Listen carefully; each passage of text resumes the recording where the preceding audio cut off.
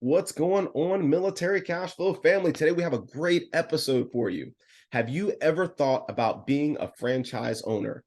Have you ever wondered what franchising is and what it looks like if you were to try to do that, right? So today we have Misty, Eric, and Josh on, and they're from the Happiness Franchise branch, and they're going to be talking with us about what it looks like to set up a franchise, what you should be looking for, what makes a good franchise candidate, and then we also spend some time on the transition process, right? If you're transitioning, what does it look like to set yourself up for success, not just as a franchise owner, but also to just become in the corporate, to get into corporate America in general, right? So without further ado, let's go ahead and get into this episode. It's going to be awesome. Trust me.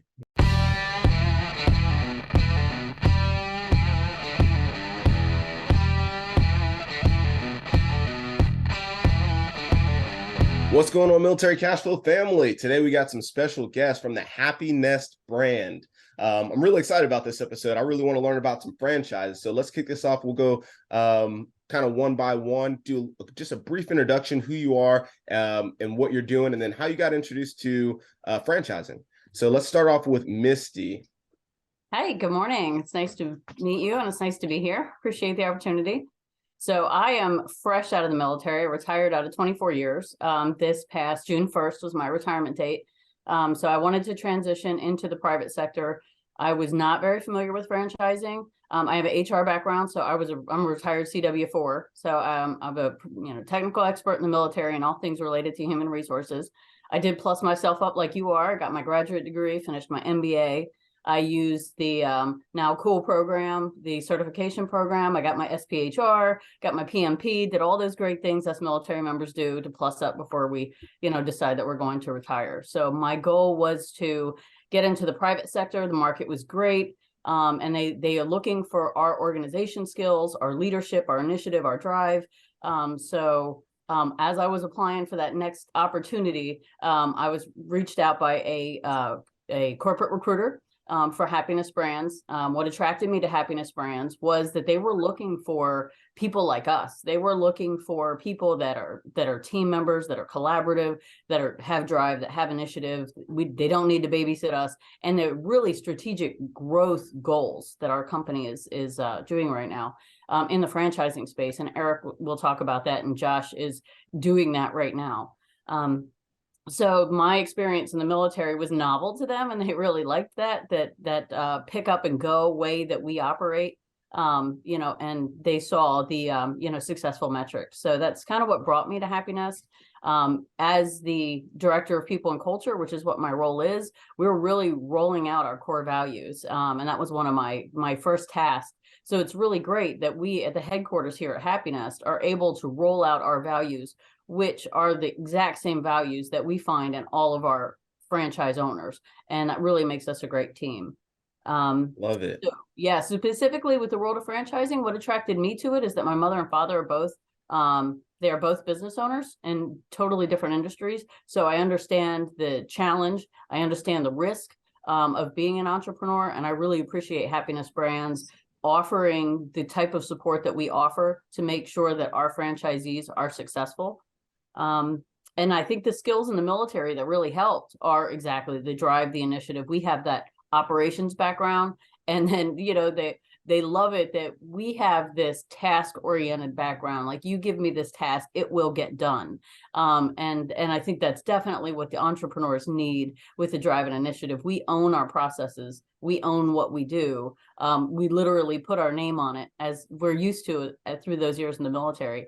And that's definitely something that makes us successful. So I'm learning a lot. This has been 7 months in now, learning at a really high rate of speed. Everything is a little bit different, but it's been a very smooth, great transition. Happiness is a very military-friendly company. This is a great opportunity for franchises, and we're really looking out to break into into the SFL TAP and really kind of get to be a part of that entrepreneurial track, so that we can, really explain the role of franchising and that opportunity for the retiring military members that are ready to work for themselves.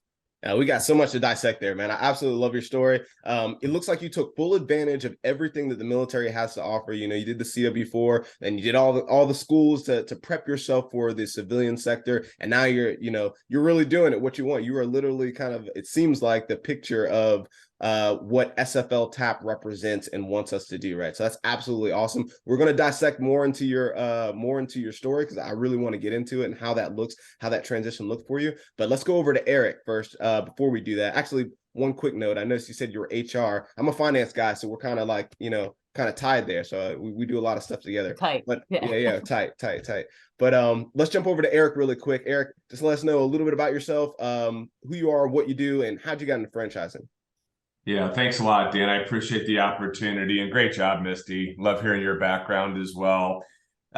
So my background's a bit different, Dan. I'm not a military guy, and I was a student athlete, actually. So out of college, I played football in college and got into grad school and became a graduate assistant coach, and kind of followed the trail of coaching for a period of time in my younger days, and found out that path wasn't for me. And I ended up coming back to where I'm from, Nebraska, and getting into kind of the corporate world, into some sales, into some business development. And then I kind of fell into recruiting in the healthcare industry. So the reason I'm sharing this background a bit is I had some athletic, in my background, some skills with coaching. And then I transitioned into the corporate world and started to begin into the recruiting process, which is a very long-term process involving some sales and relationship building. I took a step back and I said, I've got some unique skill sets, and I kind of fell into franchising. I've said for years, we don't find franchising, those of us that get into it, whether in corporate or as an owner, it finds us in some way, shape, or form. And combination of my skill sets and background and having some connections, I got an opportunity here where I live in Omaha, Nebraska, to begin working with a senior home care franchise. That gave me an opportunity to step in and help that system grow. So a lot of skills that I learned, got a break, and got into the world of franchising on the corporate side. And my career kind of went from there. My path aligned with the chairman and founder of Happiness Brands, Scott Frith is his name, about 7-8 years ago. We had gotten to know each other, and roughly about 6 years ago, Scott reached out to me and said, hey, we've got this great company in Lawn Doctor. It's a brand that's been around for 5 decades and hundreds of locations. I'd like you to come in and help me continue to grow that, but also elevate this new process and strategy with Happy Nest Brands. We're going to develop a multi-brand home services platform company. And literally, Dan, our staff over this last 5 years or so has doubled in size. We're growing at breakneck speed, and it's been really cool to see mosquito hunters. We've got Josh on here today, who's one of our outstanding franchise owners in that brand that came on into the Happiness family of brands in 2018. And then we brought on EcoMaids into our ecosystem of brands in 2019.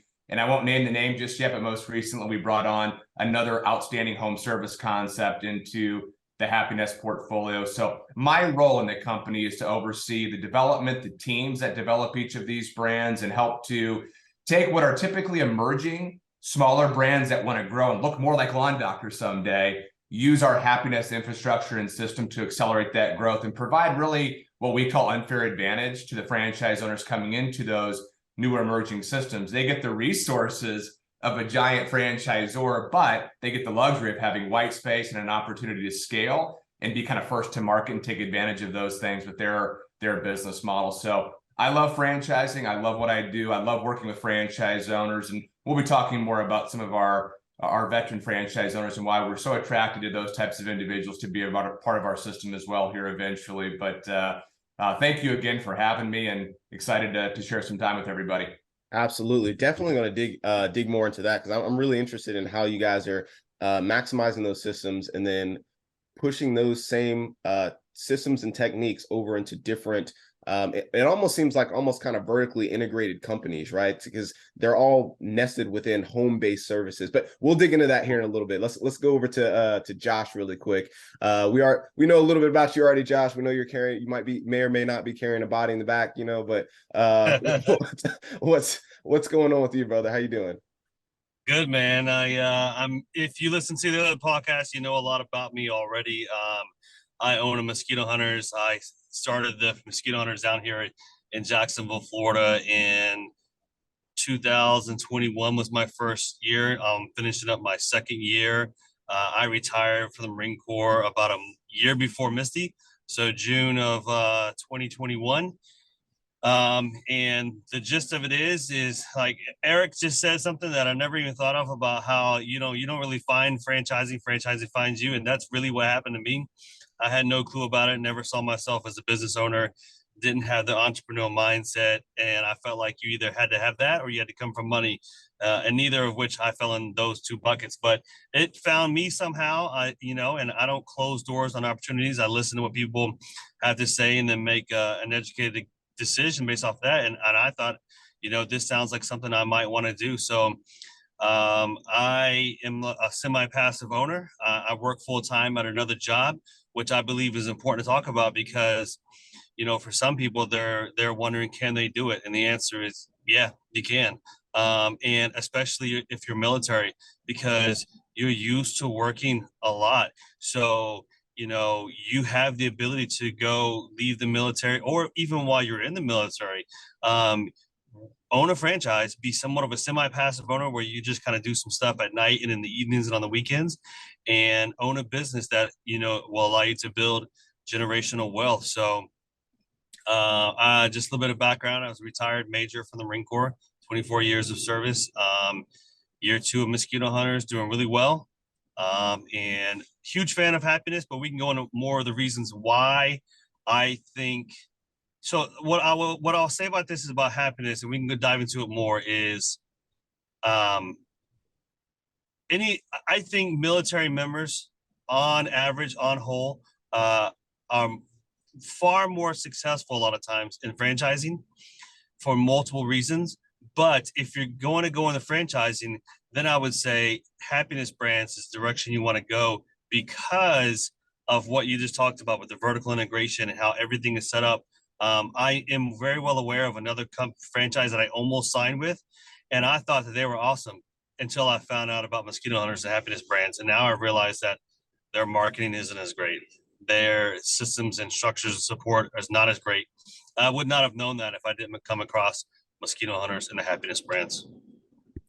Excellent. We're definitely going to dig a little bit more into your story because I know that I've gotten a couple of questions on the personal side about franchise, and I've directed them to your video. If you guys haven't listened to that episode out there, it's episode 136 with Josh Ambrose, and he goes over his whole entire story and how he, grew Mosquito Hunters. He started with one area, I believe.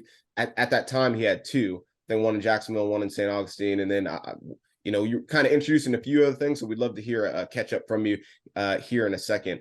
But episode 136, Josh Ambrose. So let's go ahead and get into it. First off, let's start about just the general concept of franchising, right? What does that look like? Because I know that, there might be a lot of our listeners out there that don't really understand franchises. They think of franchising, they might think of McDonald's, right? McDonald's, you need, think $2 million net worth, and then you need like another $1 million, like this, kind of liquid cash. And there's all these other crazy things that you need, right? Yeah. But it seems like you guys don't need that, right? So let's start with Eric. Eric, can you kind of give us a general description, an idea of what a franchise is, just a standard definition, and then what it looks like to actually open a franchise and start a franchise? What does that process look like? Yeah, I mean, franchising, that's a great question. Franchising to me is a duplication of systems and best practices. It's a model in and of itself. It's very unique. We're not the boss of an owner. They're not our employee.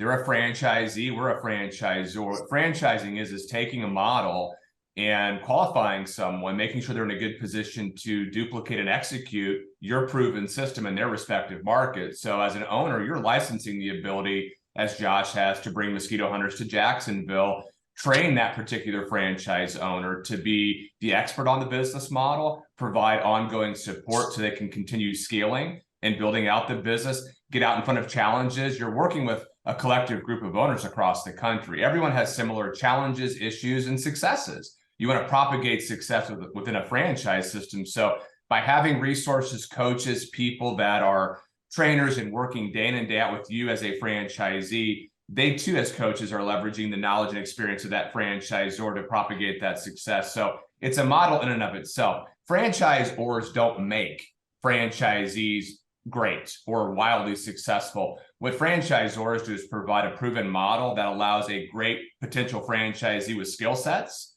knowledge, ability to work hard, roll up their sleeves, have grit, determination, all of those things, and take that model and make it successful in their area. Without the franchisee, the franchisor can't be successful. Without the franchisor, the franchisee is not going to be in a position of success long-term, because there's so many challenges that can crop up that we don't even know about maybe. But, as a team, we can figure things out. Knowledge is power. When you have hundreds and hundreds of locations and hundreds of people doing the same thing across different markets, it makes everybody more successful and better. And that's really, truly what franchising is. As a franchisee, you're investing your money, your time into a proven model. And I'm going to make this thing successful with my own skill sets, right? But I'm using this knowledge, power, and this ecosystem. It's going to get me to where I want much more quickly, which is positive cash flow, profitability, because we know where the story goes as a franchisor, right?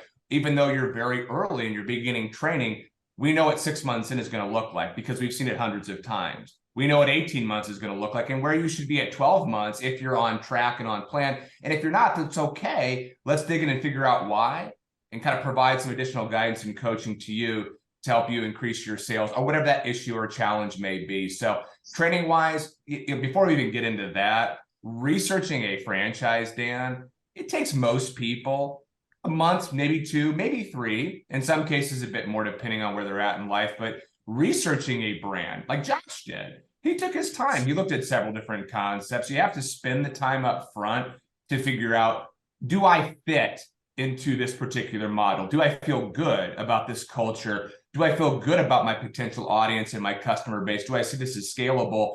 All of those things have to be determined early. Once you get through that due diligence process and we all collectively feel like it's a good match, that's when the real work begins. And you start to get into pre-training and training and getting ready to launch your business. So most people would tell you that, hey, I started looking at this and I'm in business generally within maybe it's 6 months, maybe it's 9 months. It could be a bit quicker, depending on kind of what business model is and time of year, those types of things. But it doesn't take forever. Franchising is built on duplication. So if you can't take a good, strong, hardworking person and make them successful and get them onto your program pretty quickly, you're not really a franchise, because it's all about taking good people, duplicating, and propagating success. And you said duplicating. I want to add on. Go ahead, Josh. Go ahead. I just want to add on to that real quick. So to the question of what is franchising from my perspective is 2 things. One, Eric kind of touched on it. It's a built-in system that I don't have to learn the hard lessons over that other people have had to learn. And also there's value in the way our money is spent, because if I try to spend $5,000 in marketing, that may get me $3,000 worth compared to when I use marketing with the happiness or at the franchise level, because they can buy down the cost of marketing. But also, one more thing that's important is, let's be real. I'm never going to force myself to spend as much money in marketing as the franchise would force you to. And you might take that as a negative way, but it's only because you're not familiar with being a business ownership. You'll soon realize that the only way to gain customers is to market. So you have to spend a good amount of money on marketing. And a lot of business owners, when they try to do it on their own, they're just not willing to spend as much in marketing as a franchise will require you to. But when you're required to spend that, I'm growing at such a faster rate than if I would have ever tried to do this on my own. So I just wanted to point those things out as well. No, that's we call that forcing success, Dan, in the world of franchising. Yeah, that's a great point.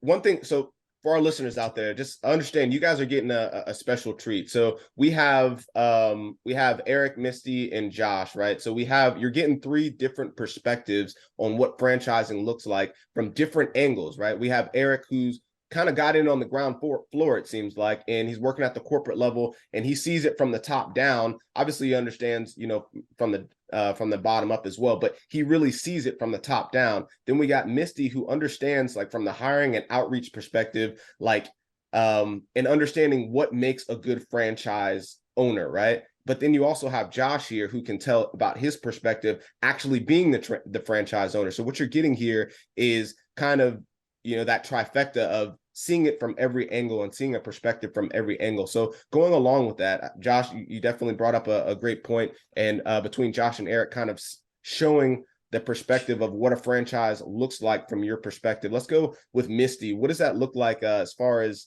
what does a good franchise owner, what makes a good franchise owner from what you've seen?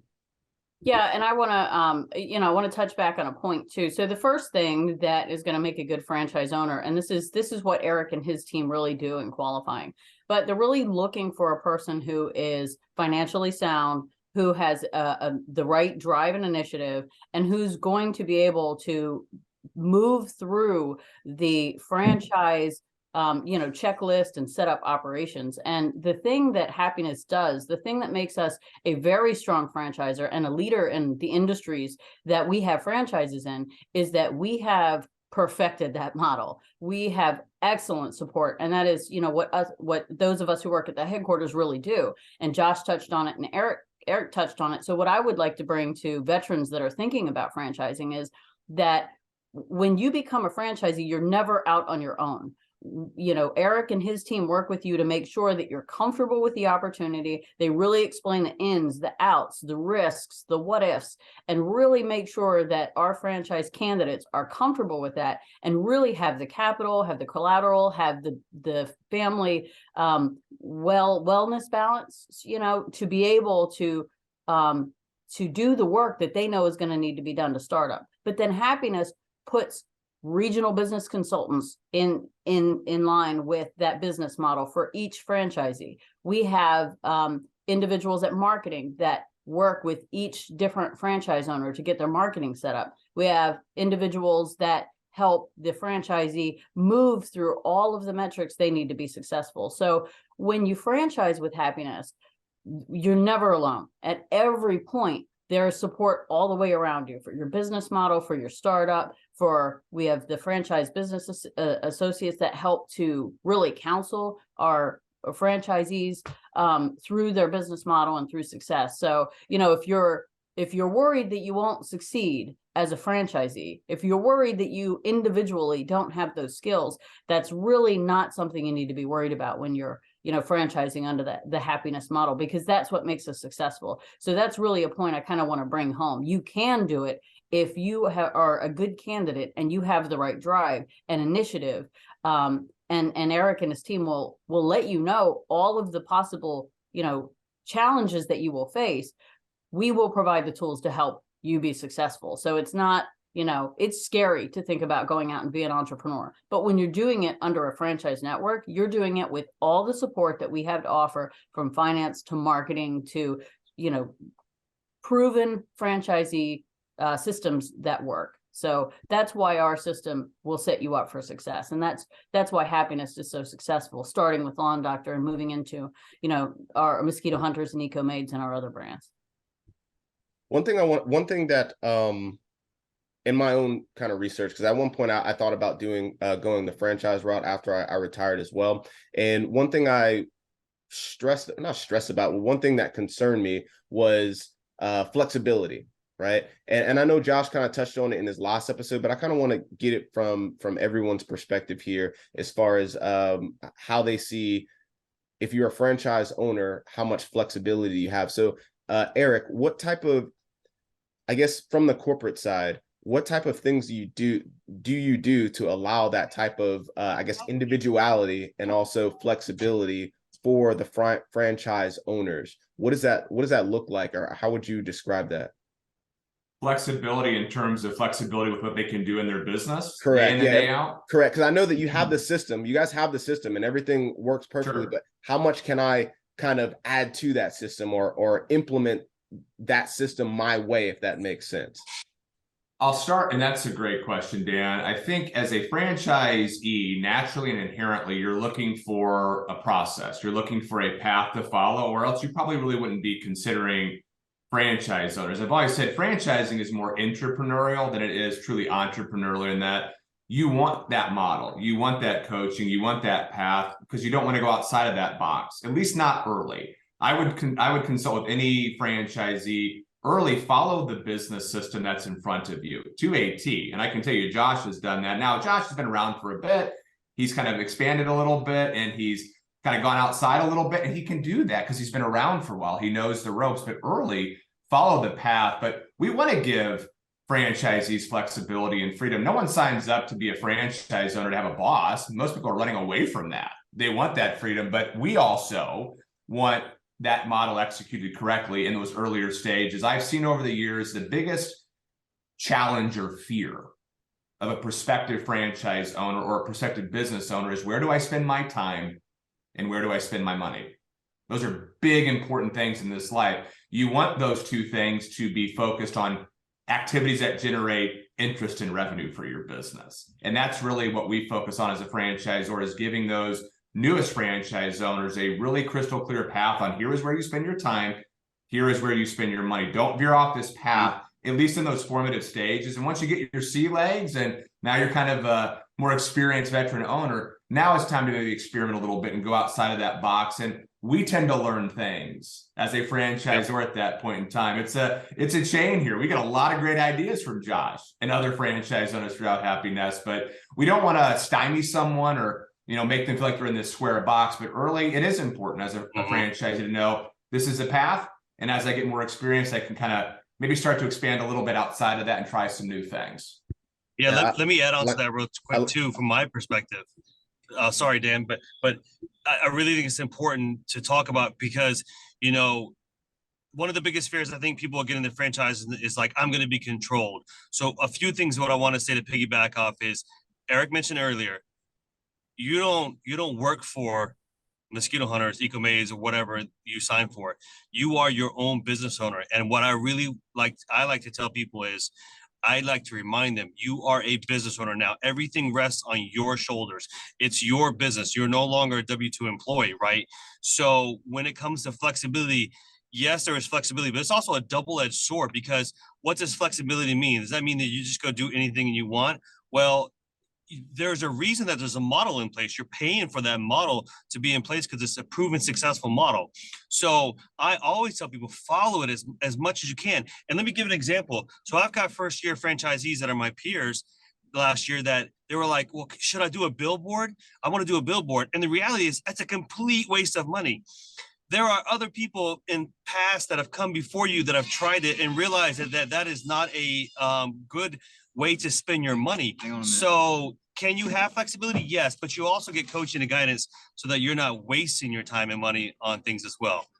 And that seems like that's what the key is. That's kind of where I was going with it, as far as you have that. It seems like you have that proven system. Everything's already there, and then you have countless of people who's come before you that's done the same thing. It's kind of like Misty with HR, right? She said she has an HR background. I know that the AG people of the world, if you're in the military, they have systems and processes, and they have things locked in a certain area, like that SOP book, right? Those standard operating procedures, right? It's already locked, and that's there for a reason. Why not just go ahead and take advantage of that? I definitely appreciate that. So let's talk about me, the individual.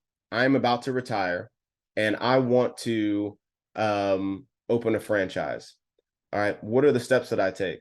Let's just start there. Josh, since you've already done that, right? You literally have lived that. For our listeners out there who might be considering the same thing, what does that process look like? And how from start to finish, how long does it take to actually kind of get it going? I would say step one is to reach out to people, and talk to them to find out if it's right for you, or if you think you can do it. Get the real deal version. Reach out to me, find me on LinkedIn. I'll talk to you about it all day long. And then once you start to talk to people, like, okay, I think I might be able to do this. Then what you do is we get you, or somebody gets you in touch with the franchise.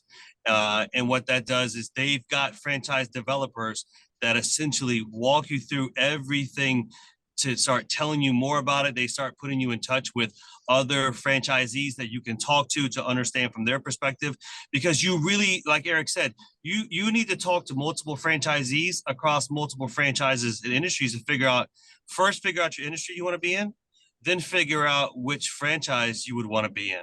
So industry first, then the franchise. And that's when you start to see the differences between the different franchises. Once you do that, then you got to figure out your funding, whether that's SBA loan or you're going to do a ROBS, a rollover for business startup, and take 401k money and to start funding your business.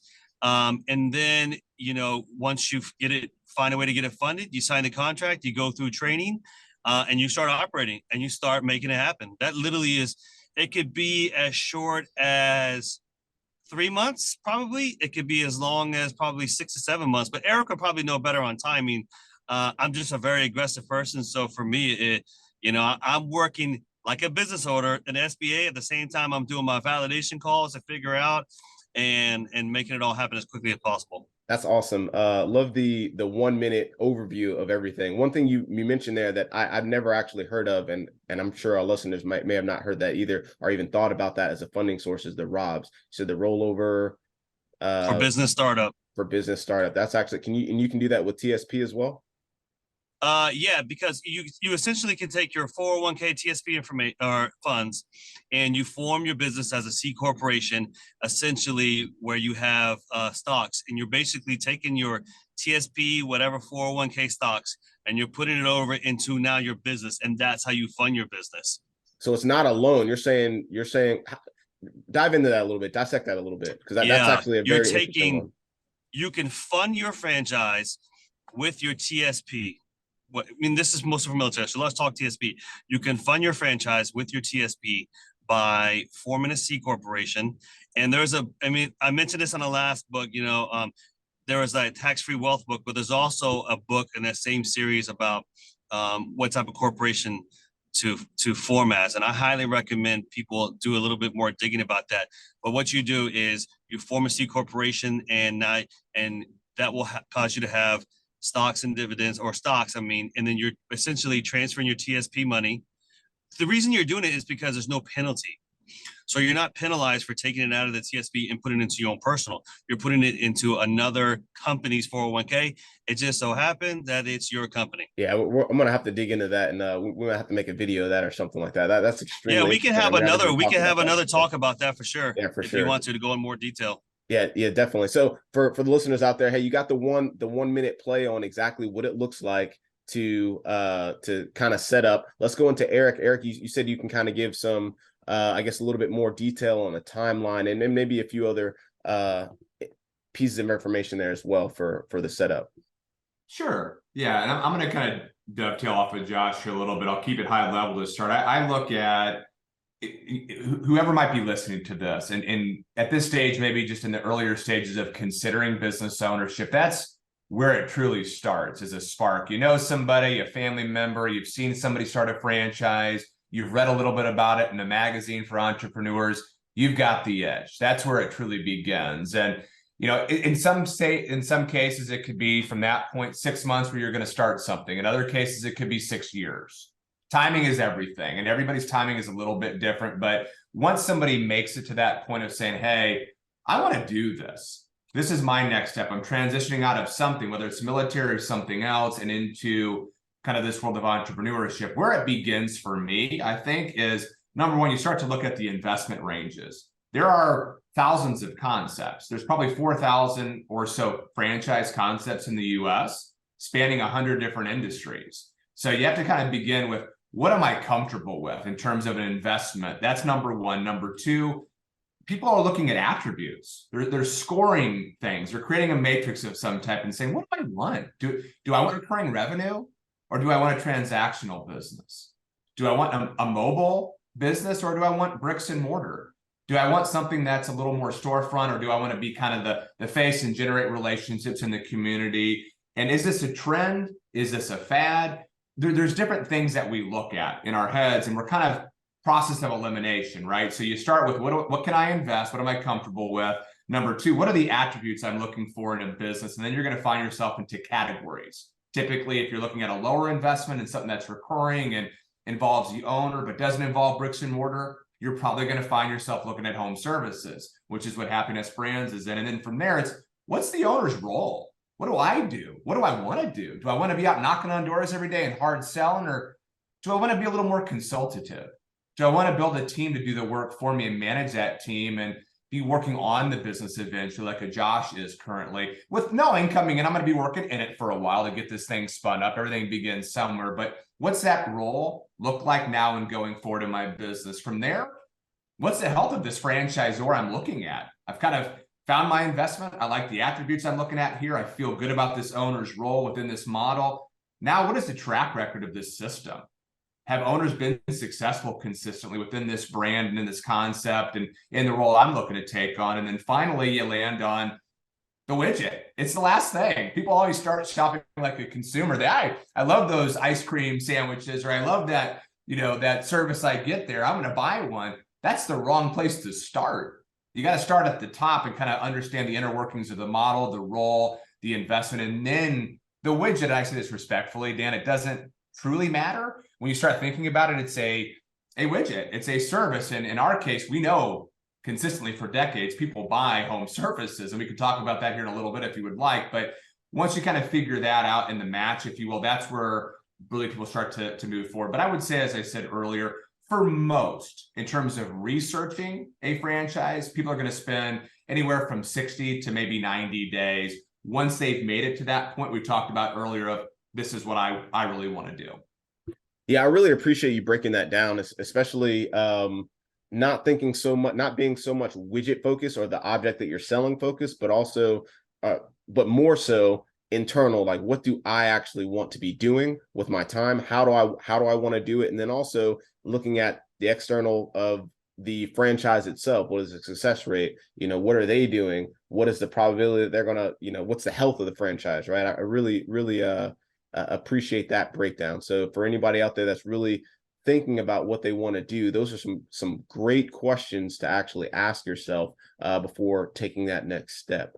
So I want to talk to Misty for a little bit, because you just lived the situation that every service member is going to go through at some point, right? You just got out, right, and now you're working in the corporate sector. And I think for most, I'd say about half of our military members, they're in, regardless of how long it is, but at some point they want to go and work in the corporate environment. Can you kind of talk us through that transition and what that looked like for you personally? Yeah, absolutely. So I knew when I hit 20 years, so I retired at 24. So I knew when I hit 20 years that it was time to make sure that I had all of the professional certification and degrees that I wanted to have to be qualified for my next job completed. So what I would say to service members that are kind of in that like 17 plus year time frame that, finish your advanced degrees. The Army has all kinds of benefits right now. We need to be utilizing them, especially that certification program. So I was one of the first to apply to AG School to do the SPHR, which is the Senior Professional in Human Resources. It was paid by the Army, completely free. They paid for the materials, they paid for the testing. All you got to do is pass. So if you have the initiative and drive, you can do it. I did the same with the PMP program. That was through the certification program. So the first thing to think of is you need to start building yourself up to what you want to be at the time when you're applying for jobs. So, I started with certifications. That helped me bridge the gap between the experience that I didn't have in the private sector. So I was doing HR with the military, with regulations, and I was doing a lot of compliance models that were already in place. But we have SOPs, we have procedures. There is no casualty management when you're in private sector. We don't have MWR. We don't have, the bean counting. There are some things that are the same, but there are so much that are different. I didn't know how I was going to come in to the experience level, even in my trade in the private sector. So what I did was plus myself up. After you get your professional certifications, you need to take some time with LinkedIn. So that's the next thing. You need to start before you exit the service, getting those recommendations, which you can get in LinkedIn, building yourself up, building your skills, getting people to endorse this and that on your profile. You need to use that as the initial template of your resume. You need to start to look at your qualifications and write them down in a qualitative, quantitative way. That's what we fail to do when we get our evaluations. You need to start now really filling out your support forms for your evaluations with qualitative data. If you're getting evaluations that say you're the best, you're awesome, That is not legit. When you get into the private sector, you need to have improved something by a certain percent, saved a certain dollar amount of money, made something more efficient, and be able to have the specifics on that. So while you're in now, your support form needs to be qualitative and quantitative, and it needs to prove that you're successful in your field to show private sector employers that you're applying to and that corporate world that you can succeed in that corporate world. You don't have the big army umbrella overwatching you. You can fail in the army and you will be given another assignment. If you fail in the corporate world, you will be fired. So you need to be able to prove that you can succeed in in that no-fail environment that the corporate arena provides. So LinkedIn is next. Start to build what you do. Then you got to civilianize what you do, which takes a whole nother time. You need to get in there and look at jobs that you think you're qualified for. Start looking at what they're looking for. Look at your experience. Change the language to match. Okay. So for example, in the HR world, I don't in-process, I onboard. So you need to start to understand and make your resume match the jobs that you're applying for, which takes time. That resume, the looking at the time, starting with that arts transcript, starting with your professional education, getting it on paper, getting it in LinkedIn so you can start to get endorsed is huge. And then you start looking. So there are, SFL Tab offers really great resources on resume building. They offer the book that they give you is really good on how to do that. And, and there's tons of services. I would say if you're a true professional, you can have your resume done for you. I did my own, but I did it in that manner, and that made me successful. And I will say, not all of us come in like directors like I did. I was very fortunate to leave the military at a senior level and be able to get a director position. And the reason I was able to do that, which, I see colonels get out all the time and they're directors and they want that big money. But you know what they failed to do was be recent and relevant in their jobs. They are no longer the doers, they're the directors. And when you're in the corporate world, if you're a director, you're a doer. So your resume needs to reflect what you are doing. You can't just sit in that strategic space and be planning. You have to be able to show that you're a doer, you're a producer, you have the metrics to prove it. And I think that's a fail point for our senior military members that are retiring that you need to be cognizant of. You need to show that you're able to be a doer. And you have to be willing to work. And I'm telling you, that's, we work hard in the military, but we get all those federal holidays. We get, that time off. You cannot be at the top of your game and you will get pushed through the system. And I will tell you, in the corporate world, it is not that way. You need to be the tip of the spear, as we would say in the military. And those people that'll be successful. And if that's what you are, when you get out, you will be. You'll be 100% successful. But you got to start, like I said, at that, like 3 years out, building yourself to show the private sector what you have to offer. No, that was you just definitely dropped some gems right there. That was absolutely awesome. I love that, that's one of the things I like about talking to people that just recently are going through it, because you can kind of identify some of those things that are current in the noun, right? Mm-hmm. For example, you just mentioned some of the differences between the civilian and the military. Oftentimes we talk about transferable skills, right? And you were HR, or even those high-ranking individuals that operate on the strategic level, assume that, hey, I work this job, I'm a kind of a high rank here, or kind of a big deal in the military, right? But then I got to go into the civilian sector and they think the same thing. Hey, this is going to translate and correlate over perfectly, where I'm going to be kind of a big deal in the corporate space as well. Can you talk about some of those different, both you and Josh, because both you guys are kind of in that new space, but can you talk about that a little bit, about that transition and having to actually work hard? You know what I mean? Like, what does that look like? Yeah.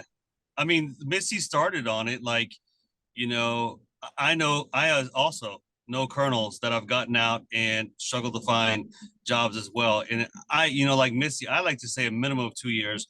A minimum of 2 years is when your transition process needs to start, because, and I second and third everything she says about LinkedIn. I'm a huge proponent of LinkedIn, because the reality is LinkedIn is the base for how you're probably going to get a job. It's your base for how you're going to do informational interviews and make contacts with people. And what I will also say is, you need to get your LinkedIn profile set up, because once people start looking at it, when you start reaching out to them and you start making connections, that's probably the last time they're going to look at your profile. So it's your first and last impression. So start working on your LinkedIn profile now. Don't act like it's a Facebook page. Don't be afraid to connect with people that you don't really know. It's completely different. Your mentality about LinkedIn needs to be different. But, the reality is that it doesn't matter what you get out of. No one, you could be a colonel, you could be a general. For the most part, unless you're a general officer, you are not getting out and overseeing a lot of things. You're doing now. So if you don't, like, for example, like I'm analyzing data, I'm making PowerPoints and all this stuff. Like, I wasn't really doing, I was leading, when I got as a major. You need to be willing to do that. A lot of people think they're going to laterally transfer over. And you got to ask yourself, do you think that you would allow a business person to come directly into our position? It's the same thing. You're not going to get out as a colonel and do colonel level things as a senior director or, in the civilian world. So you have to just know mentally you're going to drop down a little bit. Doesn't mean that you're not going to be able to like move in, but like if you think I'm going laterally, the likelihood of that is very slim. Misty was probably the exception to it, but I work full-time at Bank of America. I came in as a AVP, assistant vice president.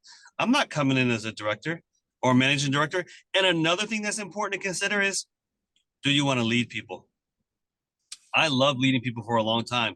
I needed a break. I needed to be, and there was this concept that I didn't know about until later. It's called an individual contributor. And once I found out about, there are a lot of roles as an individual contributor, I said to myself, I need that for a little while. I need a breather from leading. And then I'll get back into leading people later on. And I want to dovetail on that. So I want to say, as Josh said, it is an absolute exception. And Dan, I would be willing to talk to you at any time about how people that are retiring can set themselves up to get that position that they want. But it's expectation management, exactly just like Josh says. I will tell you, I interviewed colonels while I was still in for those post, federal positions, worst interviewers ever, because they have that attainment. They're like, I'm there. They have that pride at that level, and you have to get back to that private mentality. What Josh had said, which was a really good point, is your expectation should be, especially if you're a very senior military member, that you're going to come in, lower than what you're at. First of all, by income, for sure. I will tell you, if you're not familiar with the taxes and how you were going to be hit with taxes, that is the first pain that you're going to feel, because, we are pretty protected in taxes. So another part of that is you need to understand what taxes are going to be like.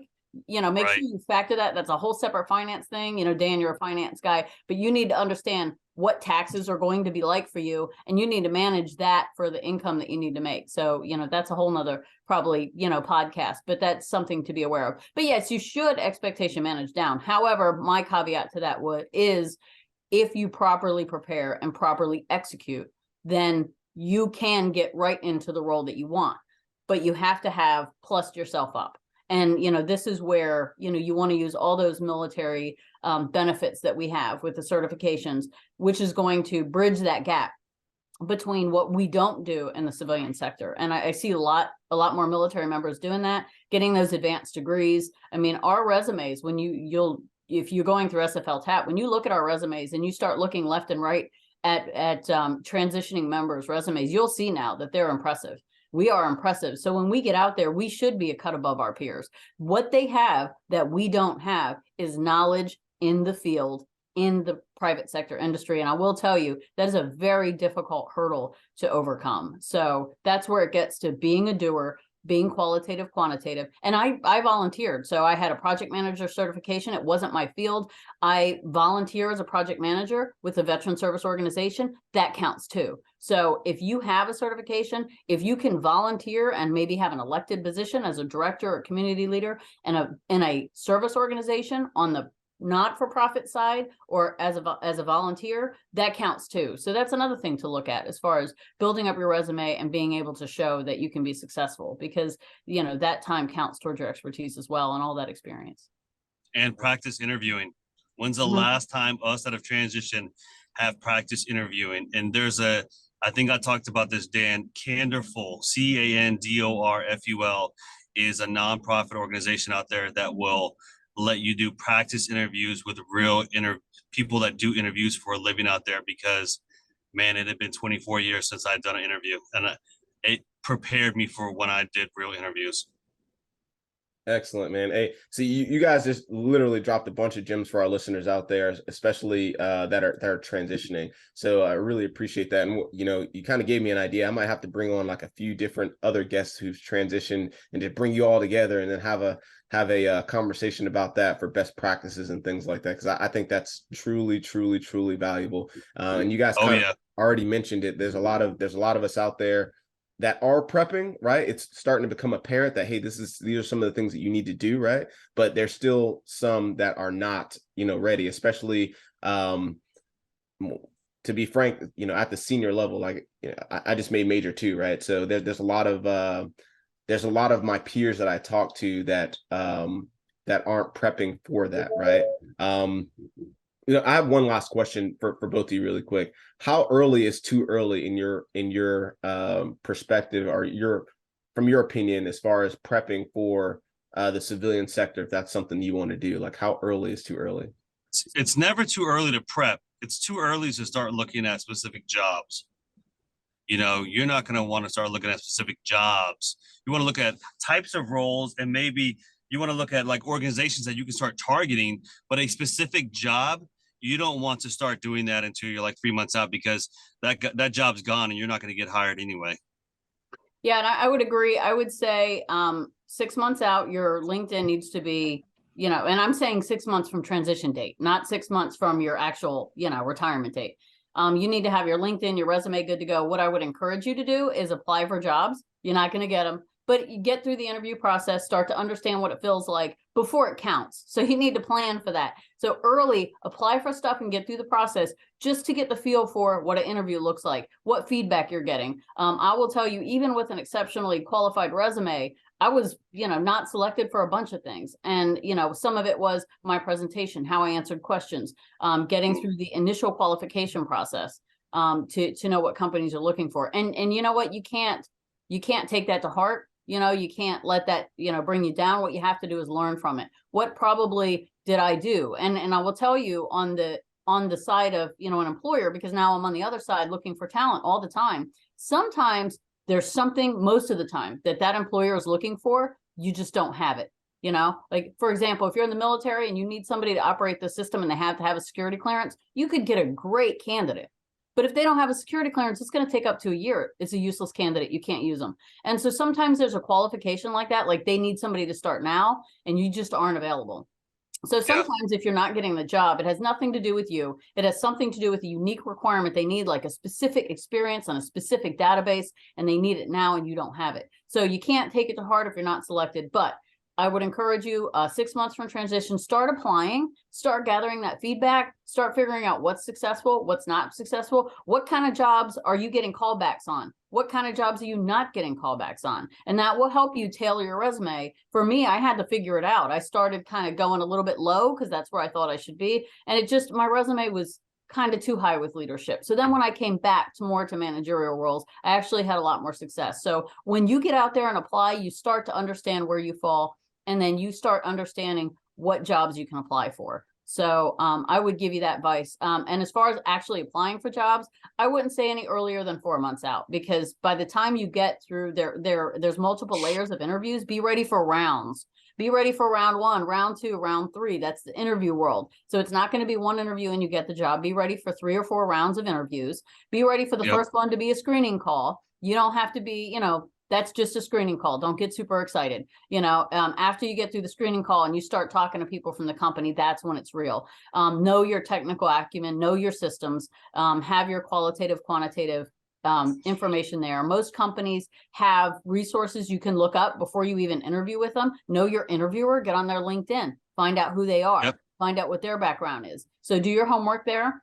But 4 months out, I would say, because if you do get through the process, they're going to want you to start now. And if you're still, in the period of time to where you're not available a couple months, you may, not get the position because you're not available now. So you get in, you get what you put in.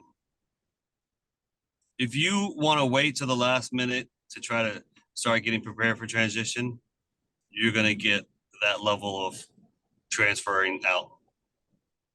That's a great way to synopsize everything for the most part, right? You're going to get in what you put out, right? So Absolutely love that. You guys really just dropped a lot of gems for those that are kind of about to go through that transition, or at least everybody knows we're going to go through that at some point, right? So I think that's one of the things that is kind of one of the most daunting things, that transition from something comfortable into the unknown. And what Misty and Josh pretty much just gave you is kind of the blueprint, and should really set you up for success if you're kind of taking some of those key pieces of advice. So we talked about, what franchises are. You guys have seen the perspective from three different sides of what the franchise looks like, or setting it up looks like, what makes a good candidate, what the franchise are looking for, some of the pros of franchise. And then we kind of wrapped it up with like, hey, you actually prepping, getting yourself prepared to transition over into the civilian sector to potentially become a franchise owner, right? What is like one piece, if you could give just one key piece of advice to anybody that is looking to become a franchise owner at some point, right? What would that piece of advice be? Don't close the door on an opportunity. Be curious, ask. Or if somebody reaches out to you to talk to you about it, just listen. You close the door, you'll never know what it's like on the other side of the door. Excellent. Eric, what do you got? That's great advice, Josh. I like that. I think I like to be curious. I think you keep an open mind.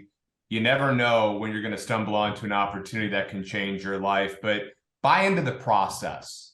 If you start researching a franchise, buy into the process and see it through. I see too many people take the exit ramp too quickly. You really have to spend some time. As I said earlier, it takes a couple of months on average for people to figure out if there's a good mutual fit. Come into the process with that mindset, buy into it, explore it, be curious, and you never know. It could change your life. You're right, man.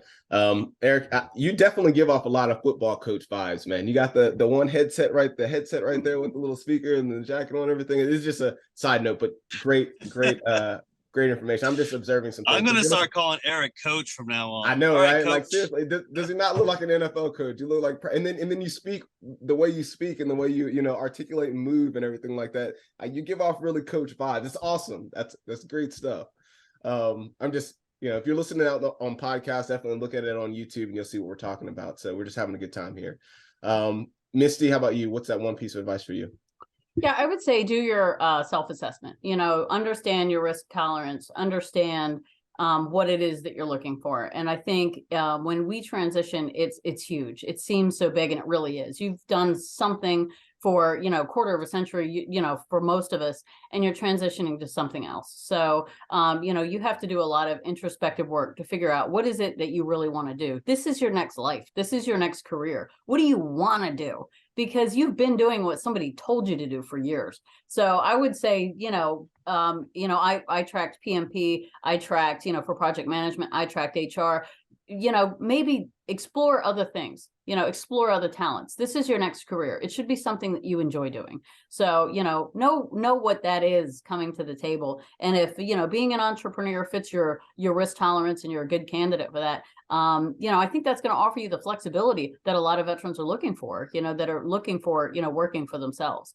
And, like Eric and his team and individuals that have done that with that experience, like Josh, are really helpful, from Happiness to be able to, fill in those gaps of information to help retirees determine if that's going to be a good fit for them. But yeah, know yourself, know what you want, spend some time with yourself to figure that out. And so that you're not blindly just accepting anything, which I think is what we do. We start applying for everything, and then you start getting disappointed when you don't get those opportunities. This is the time to hone in and figure out what it is you want to do in your next life. Hey, you said something twice, very important there. This is your next life. I think that a lot of us transitioning, or a lot of service members that are transitioning, don't really view it that way. We're just like, hey, I got to find another way to make money or to supplement my income so that I can continue living the standard of living that I've done right now. So taking that time out to really, look inward with what you want to do, I think that's extremely important. It seems like a common theme from all of your, from every key piece of advice that you gave was be open and explore all opportunities, right?